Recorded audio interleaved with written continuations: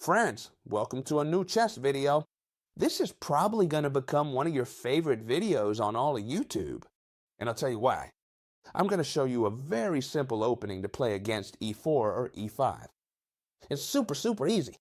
It's an opening we've tried out on the channel before, but we've never explained it in as much depth as in this video, okay?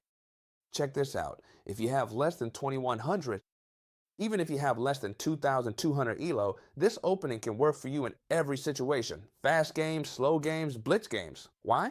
Because it's a really strong opening. Now, if you're an international master or grandmaster, I only recommend playing it in very fast time controls, okay? I'm going to explain why.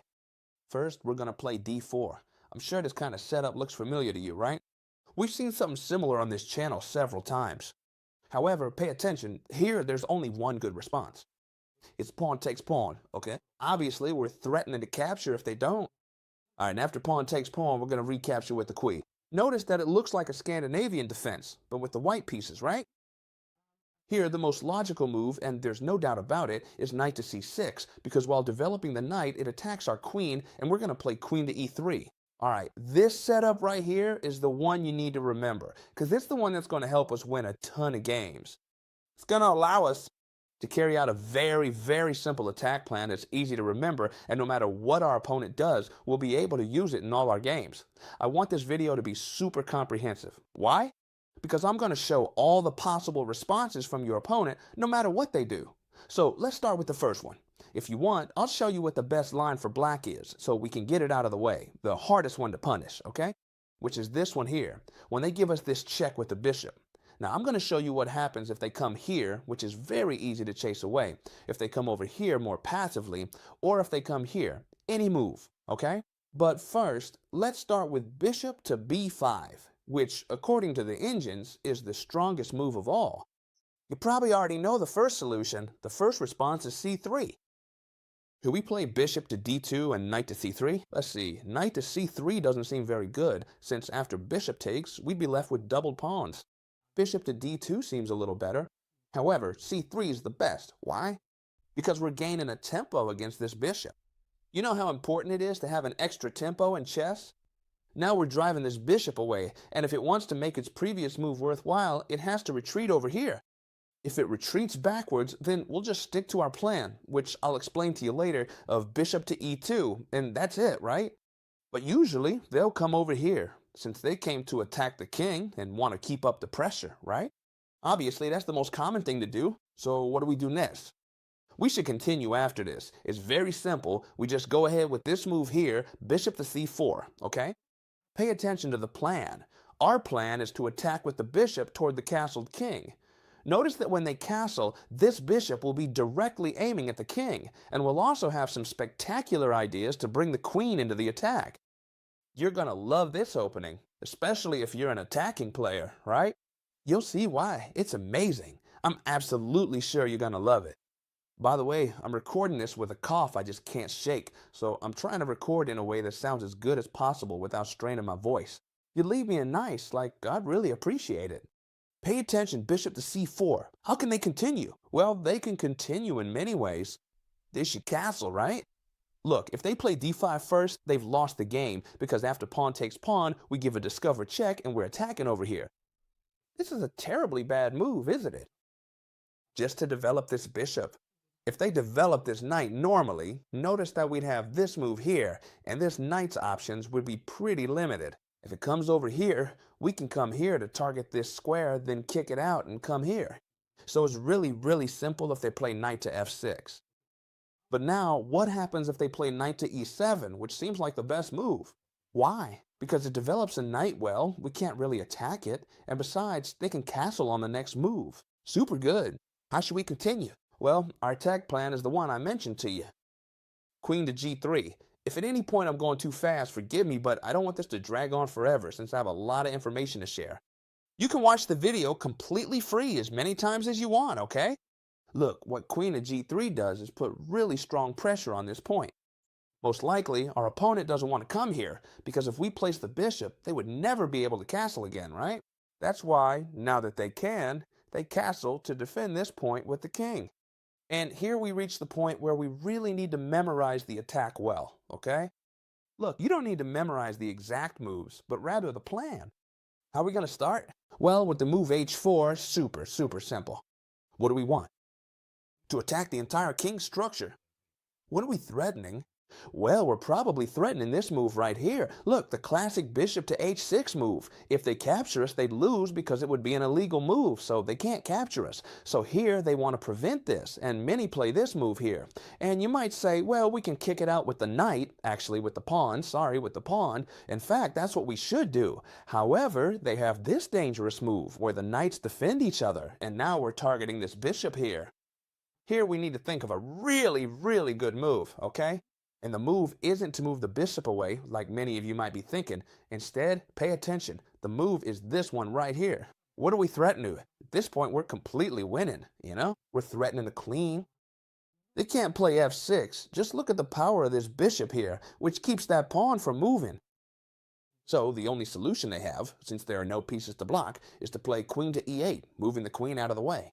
And now the attack is decisive. All we have to do is bring the bishop here, bishop to f6, and we're threatening checkmate. We're also threatening the knight, but it doesn't matter. What we're really threatening is checkmate. Ways to stop the checkmate include giving up the knight. In that case, we simply take it. The most logical move would be to play g6, right? Because now they completely defend against mate. But here, they can't escape, because after pawn takes pawn, we're completely winning and will deliver checkmate in just a few moves. Here they only have two options. Look, they can't take with this pawn because our bishop is once again causing trouble. Just look at that, huh? So they have two options. Take with the pawn, which would be checkmate on the next move, see how simple that is, or take with the knight, in which case all we have to do is the same thing again. Sacrifice the queen. Why? Because they can't capture with this pawn since it's pinned, and they can't capture with this other pawn either, because that would be checkmate. Notice that the king can't move. So the only legal move here is to capture the queen with this pawn, and then we deliver checkmate. See how simple it is? d4, when they capture, we recapture with the queen, and when they attack her, we move her to e3. What did we just see? Well, we just saw the best move according to Stockfish, which is the bishop to b4, giving us the check. We should play c3 and follow the plan I just explained to you, but there are many more options. Look, a very common move in this case is bishop to c5. And notice what a big mistake that is. We should simply capture the bishop and that's it. You'd be surprised how many people online play bishop to c5 right away, attacking the queen without realizing we can capture this bishop for free. If they play this, then we use the first plan. If they play this, we capture. If they play this, it's terrible because they won't be able to get this bishop out of here. My plan is simple. Look, I'm going to give you all the options. Knight to c3, bishop to d2, and castle long, and we play a super comfortable game. Notice what's good about this. In these openings, we don't sacrifice any material, so we can always play a super comfortable game. If they play here, we'll see that in a bit, but our idea would be to come here to attack this point since they've stopped defending it, okay? But let's start with the more logical moves. Look, knight to f6 is a super logical move, and we've seen e5 was the move I was suggesting. When they play knight to f6, you have two options. Either play perfectly, as the engine says, little by little, which is the same plan of knight to c3, bishop to d2, and long castle. Notice that we'd have a very easy position to play, and you can always attack on this side here. Very simple to play. What I like to do, which isn't the best option according to the engines, but it's very hard to find the solution for, is to play e5, all right? When do I recommend playing e5, and when do I recommend playing knight to c3? If you're in a tournament against a very strong opponent in a game that lasts an hour and a half, play knight to c3, okay? And follow this. If you're playing an online game or a rapid tournament, without a doubt, play e5. Even though it's not objectively the best move, it's just too strong, and it's really hard to find the right solution, all right? Look, here there are two options for the black pieces. Move this knight or bishop to d4 or here, which seems the strongest because they hit us with a double attack, right? Bishop to d4 is way too simple. We play queen to d5. Right? We play queen to d5, attacking this knight, which has to move. And we're going to keep gaining time, right? Very simple. But what happens if they play what looks like a much stronger move, attacking our queen? They make us move the queen and also attack this pawn with two knights. Well, it's very simple. Here you should play queen to e2, okay? And here, pay attention, because taking this pawn is already a mistake. According to what the engines recommend, and I'll explain this too because I want everything to be clear, they should play d6, giving up the pawn, because after pawn takes pawn, we're given a discover check. They can't recapture, so they have to play this move instead. And notice that here we could capture, we could play knight to f3, whatever we want, all right? And we'll have a material advantage, right? All right, that's according to Stockfish, right? The best move is to play d6, but obviously, Chessteacher, if they've already made the double attack, it's much more likely they'll capture this pawn from us. And that way, they end up with an extra pawn. Well, here they lose the knight because they've put it right in the pin. No matter how much they're defending each other and can defend really well, when should we attack a piece that's pinned? We should attack it when we can attack it with a pawn. Notice that now this knight is lost, no matter what they do. If they defend it, we capture it with a pawn, we take a knight.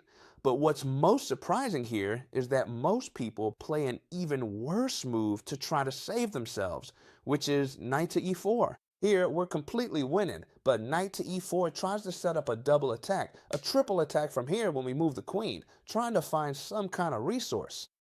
But what we should do here is very simple. We shouldn't capture here because we lose the queen. Instead, we capture with our own queen. Queen to d5 check, and not only that, but we'll also capture this knight.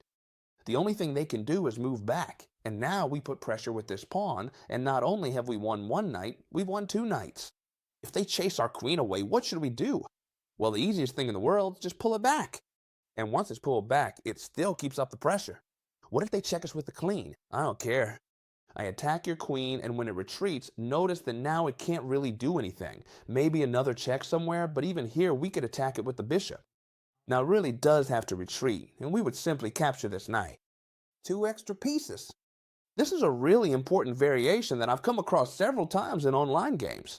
Instead of developing this bishop to squares that are pretty bad, they want to develop it to c5, but to avoid losing it, they play b6 first so they can bring it here later. And on top of that, they're giving it a spot to develop it. Notice that they'd have a good position. So we have a killer plan for when they play this move here. You just stick to your plan, all right? Always remember the plan itself, not the exact moves. Knight to c3, we don't know what to do, so we're going to stick to our castling plan. However, pay attention because that's not always the case. When the queen attacks us, do you remember what I told you? What happens when this bishop stops defending this square? I'm sure you do. We need to bring the queen to g3, putting incredible pressure on this spot right here. You see it, right? Not only that, but we're also threatening this c7 square in the future.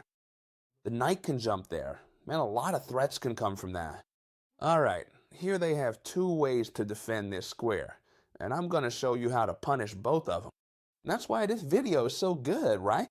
Because no matter what the opponent does, we'll have them under control. So if we really study this video, we'll have this opening well established to play at any time.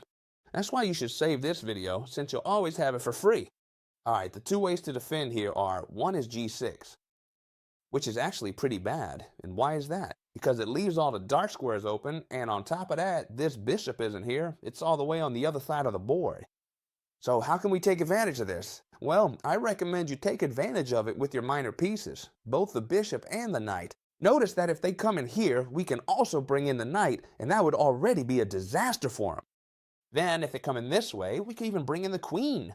So it's just too strong, right? We can see that logically, if they try to defend with g6, the problems they have with the dark squares are just too powerful.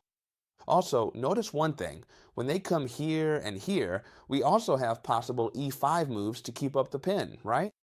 In short, g6 is a terrible move. But what happens if they try to play queen to f6? Which seems a little bit better. Why? Because what they're trying to do is defend this point without getting caught in any pins. Now this move could be very good, but we have one that's much better. What is this move? Well, it's bringing in this knight to e5 that I was telling you about. We threaten the queen, and we threaten this square here. But okay, it looks like we're threatening a lot here, but actually black has two moves to save themselves, right? It's to try to exchange queens right away, either here or here. It would be the same, right? If they come here, they want to exchange queens right away to prevent this knight jump. However, they don't prevent anything since we could jump just the same. Why? Because we're giving check first. They can't take because even though there's a queen in the way, this queen is defending the knight. Notice that if queen takes knight, queen takes queen. Then check. They have to move. And now, yes, instead of capturing the rook first, which you could also do, I recommend you capture the queen first to avoid problems. And when they capture your queen, then you simply capture the rook. And we end up with an extra piece. So the plan is, when they play bishop 6 to bring the bishop to c5, attacking our queen is very simple. Knight to c3, queen to g3. We come to attack here and then jump with the knight to the center of the board, making a double attack. All right, I'll quickly explain what happens if they play bishop to e7, which is super interesting. And to finish, I'll tell you the most important thing of all, what happens if they don't capture this pawn right away. Because of course, chess teacher, it's all good if they capture here. The whole video works for me. But if they don't capture, how do I punish that? So stay with me until the end, because I'll explain it to you in just a moment. And also, if you stick around until the end, I'll give you a little gift. That's it, come on. First, let's see what happens in the very important bishop e7 variation, which we haven't looked at yet. And the plan is very simple. First, we're going to carry out this plan here. Why? Because they've moved the bishop, just like we said they would. Very well, now they can continue defending this pawn in several ways. What's the natural move? Well, g6. Why? Because the other option would be to move this bishop again. If they move this bishop again, you just use the usual plan. You can't move this bishop because they capture here. First, you need to come here. Pay attention. It's better if they don't capture, because if they do, by capturing, they stop defending this point forever since this bishop disappears. It's a really bad idea if they capture. Hopefully they do, but you would just go with this plan. Bishop to d2 and castle, okay? You end up better off because they've moved the same piece too many times. So what happens if they play g6, which is the natural move? Notice that I'm showing you all the options. So we're going to do the same thing, knight to c3. That's why I love this video, because the ideas are so similar that no matter what our opponent does, we're going to keep playing the same way. Look, here we want them to castle, right? Nah. What happens when they weaken their position? Well, we can bring the bishop to h6, like we said, and now they can't castle anymore because the king can't get past this barrier here. So they have to try to castle long as the only way out of this. Develop the bishop, develop the queen, and castle. There's no other way, so we keep developing. For example, bishop to e2. They have to continue, for instance, with this bishop over here because they also want to develop the queen. So if they move it here, they wouldn't be able to develop the queen. They have to bring it further forward. It's the only way, you see? All of this is forced. d6 because they have to come here. Now, this bishop can't go here or here. It can only come here to make room for the queen, so we castle long. Notice that we're following exactly the same plan the whole time, and now, after this move, I recommend a beautiful move here, which is queen to f4. Notice, what are we doing now? Well, we're already putting pressure on this knight. For now, we're not doing anything, but in the future, we can bring this bishop here, attack the rook, and also target this knight, which could have drastic consequences, right? So now they have to try to prevent this, and they have to bring the rook here. There's no other way. You see that, right? If they castle long, we simply come here, attack here and here, and they're gonna lose material. So notice the strength of queen to f4. They have to come here, and now we can, for example, jump with the knight to d5, attacking this knight. Here, they might see the opportunity and say, oh, it's true that now there's no way to defend this knight because it's attacked by two pieces, and the only way would be to move the queen back. But here they might say, well, I'll just capture and that's it. But if they capture, notice that pawn takes pawn delivers a huge fork that wins a piece. It attacks the knight and it attacks the bishop. Protected by the rook, so it can't be captured. The only solution is to retreat with the queen. You see it, right? Are you following me? It's very simple. But here, what would we do? We would just continue with knight takes bishop. Now they have to recapture with the queen, because if they take with the king, they'd lose castling rights. And now, how can we continue? Well, simply bishop to g5, pinning this knight, and we're back in the same situation. See how easy it is to attack? I'm just showing you an example. You don't need to memorize the moves. I'm just showing you an example of how to continue so you can see how to keep up the pressure. It's very simple. Now this knight is going to be lost no matter what. Whatever they do, we're going to capture here. And on top of that, if they castle, they're also going to lose the rook. But if not, they're definitely going to lose the knight. And now, super, super important, what happens if, after making this move here, they don't capture us? Well, you really need to keep this in mind because we study very thoroughly what happens against all the pawn takes pawn and queen takes pawn moves, right? Logically, in the Angel of Age, there are 10,000 moves. Well, 10,000 is infinite. If they play something else, for example, here we could attack, we could come over here, right? But obviously, we're going to look for the most critical line, which is knight to c6. Otherwise, the video would last 17 hours, right? Once we've studied all this, notice that now we're going to see what happens if they don't capture here. And it's easy, but you need to know how to play it because otherwise you're going to lose games. If they don't capture, they have to defend since we're attacking. If they make a dumb move without defending, we just capture ourselves, right? Very good. Now, what happens if they defended with knight to c6, and what happens if they defended with d6? Since those are the only two moves that defended. There are also these moves, but they're really bad, okay? If they play this, they're just stuck with a bishop that blocks the other one from coming out. And if they play this, they're leaving this bishop unable to get out. All right, with knight to c6, all you have to do is play d5, attacking this knight. I'm sure a lot of you were thinking, well, but now I'm giving the knight a key square, a really strong square, right in the center of the board. Here, they've lost the game because c3 loses the knight. Do you see it? There's no way to drive this knight out. Sorry, I mean to save it. If it comes here, the bishop is waiting. So notice how simple it is. We attack. If they don't take, they defend. And if they come here, well, now they've already lost the game with c3. But it's true that they're not forced to walk right into the lion's den here. They can move back. So how should we play? A move I've always liked is this one right here.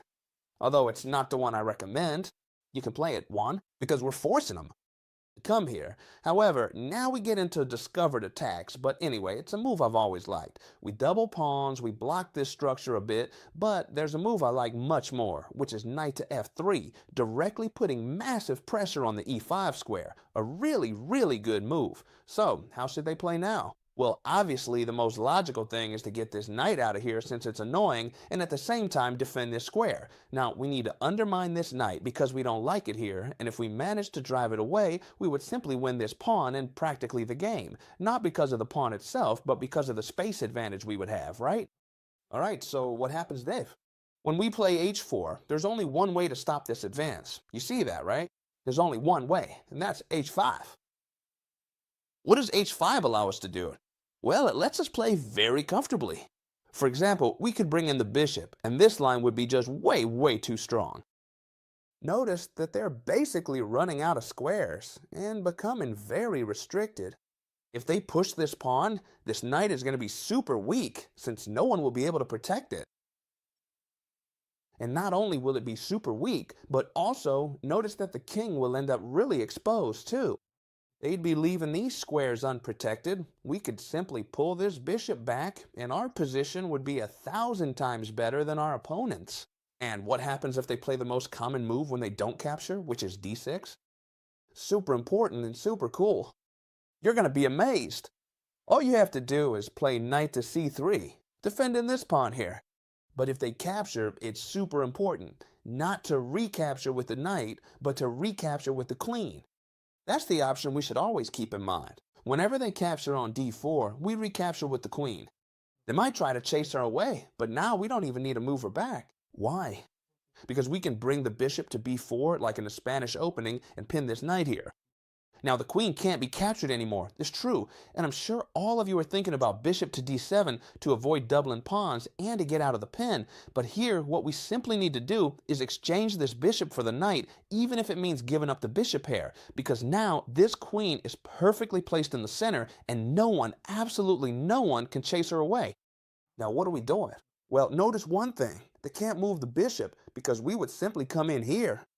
So this queen is putting a lot of pressure and is really limiting the bishop's development, right? What's going on? Here, they have a lot more options besides developing the bishop. All right, for example. Well, first, it's our move, right?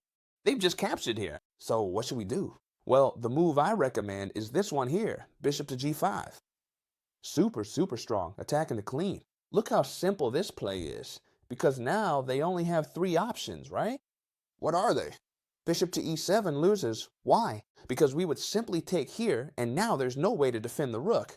So bishop to e7, if they cover with the bishop, they're losing on the spot. If they cover with the knight, logically, they're putting themselves into a pin that we could take advantage of with the move e5, right? So here we're limited to just one move, f6, which already looks a bit odd, but well, it seems to defend perfectly. How should we continue? Very simple, we move the bishop back. Now they can develop much more easily. The knight should go first, because if they develop the bishop first, this bishop won't be able to move anywhere, and also this knight won't be able to get out. So first the knight goes to come and attack the bishop, and then develop their own bishop. Very simple, knight to c3, I'll go through it quickly so you can see how easy it is. Knight to g6 knight to g6 attacking the bishop. It doesn't matter if they capture us, we stick to our plan, which is always the same, castle long. And now if they capture us, it's no problem because we recapture with the knight. Very good. Now they can develop bishop to 7, and they've completed their development, but notice that here we're already completely winning. We bring the knight in to attack this bishop. Now they have to decide what to do. Give up this bishop or give up that bishop?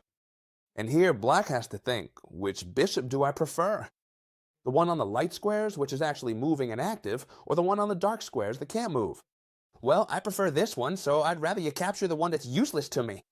So what do I do? Well, I'll just castle long, but we, being much smarter, aren't going to capture right away. Instead, we're going to put even more pressure with the other knight. And notice that now we're actually forcing them to capture this knight here. If they don't, they'll lose the whole bishop, since they can't recapture with the queen. So when they capture here, look how simple it is. We capture with the queen, we attack this point. They can't push it forward because they'd lose the rook. And if they push this pawn, we stop moving the queen and instead capture here with check. I'll go through this quickly because these are just ideas, all right? Notice that I took this from a game with the white pieces, and here we're about to checkmate very soon. When they move away, we give a check, and when they move again, it's simply checkmate right here. Look at what an incredibly good opening this is. Give me a big like if you enjoyed it, and if you made it to the end, I've got a little gift for you. In the description, if you click the link, you'll see I'm giving you a whole month completely free in the community of Chessteacher Premium, all right? Yes, only for those of you who stayed until the end. If you click the link in the description, you'll get a whole month of the premium community completely free, okay? You'll see it's super easy, all right? Chessteacher is giving you a gift. Just click on Request Now, and where it asks for your email, simply enter your email address. That's it, super simple. I really hope you enjoyed this video a lot. I recorded as best as I could because I tried to hold back my cough. Sorry if my voice sounded a little weird, all right? I hope you liked it. Save it forever, and I'll see you tomorrow in the next video, friends. Goodbye.